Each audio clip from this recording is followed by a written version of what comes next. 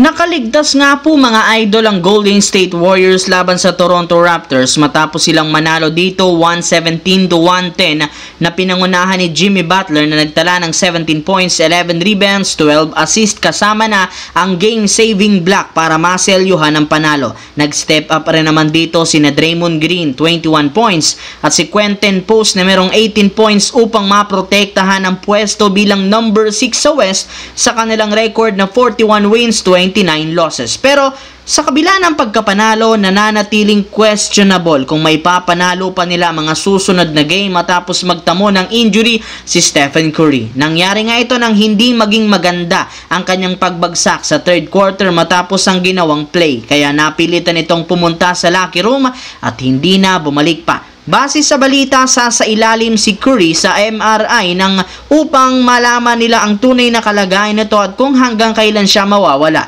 Lingid nga sa inyong kalaman, bago pa ang kanilang game, meron na nga itong injury sa ibabang bahagi ng likod kaya mas lalo lamang nga itong lumala kung ipinagpatuloy niya pa ang paglalaro. Sa kabilang banda, sa umpisa nga po ng laro ng Lakers kontra sa Milwaukee Bucks, alam na ni Coach JJ Redick na hindi sila mananalo dito matapos hindi nito paglaruin ng halos lahat sa mga rotational player. Kaya maraming mga fans ang nagtaka. Bakit nga ba sinadya ng Lakers na magpatalo? Well, para nga sa inyong kalaman, kahit man natalo sila, nananatili pa rin ang team sa ika-4 na pwesto sa record na 43-26 kung saan pasok pa rin sila sa playoffs at may pagkakataon pang magkaroon ng home court advantage sa first round. Ibig sabihin, hindi nga ganun nadama ng Lakers ang pagkatalo. Isa pa, parte rin naman nga ito ng game plan para gawing healthy ang lahat ng mga key players sa natitirang 12 games. Yes mga idol, ibubuhos nila ang lahat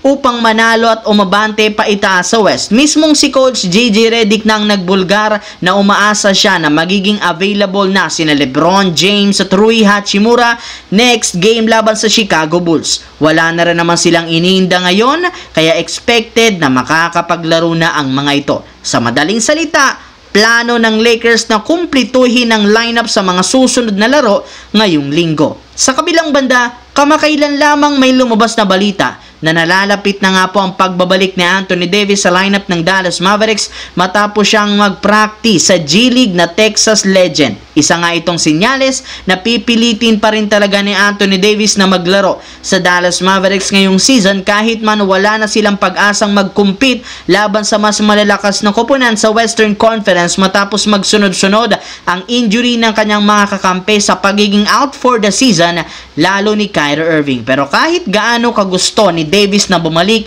may lumabas ng balita na may ilan nga pong miyembro ng front office na pinipilit ang big man na hindi na maglaro. Dapat nga ay pagtuunan na lang ni Davis ang pagre-recover sa injury kesa puwersahin niyang muli ang kanyang katawan na maaari pang makaapekto sa future ng team. Buti na lang kahit anong kumbinsi sa kanya, wala pa rin makakapigil sa kagustuhan nitong maglaro sa Dallas Mavericks lineup. Bilang leader, ayaw niyang pabayaan ang kanyang mga kakampi na mahirapan kahit man may kakayahan siya na tulungan ng mga ito. Kaya kumpirmado na magbabalik si Anthony Davis anumang araw sa susunod na linggo.